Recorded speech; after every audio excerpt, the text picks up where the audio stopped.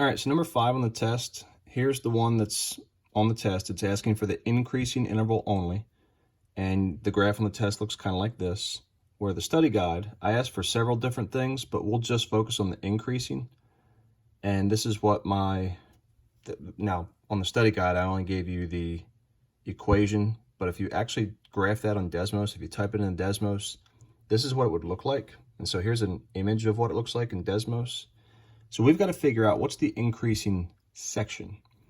You see, the graph, you want to read it from left to right. As I scan across from left to right, you kind of want to ignore the arrow, because when you see the arrow, it makes you think up. But as I move from left to right, kind of like imagine this was a map, and the graph is a road on a map. If I'm traveling east, if I'm traveling from California to North Carolina, and I'm traveling that direction, and this is the road, technically I have to be going south first, and then I start traveling north, and then I start traveling south again.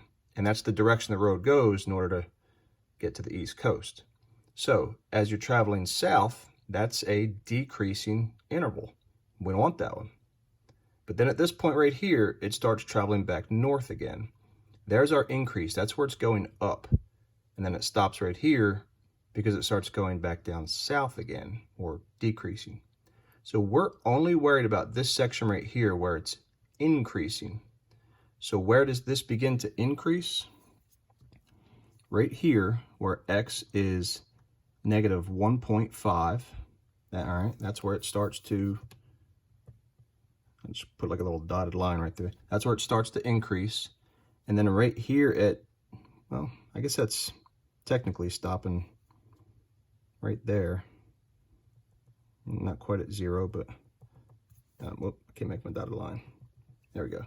So I guess that's why I put a 0.2 right there. But where does it increase? In this section right here, from where x is negative 1.5 to where x is about 0.2.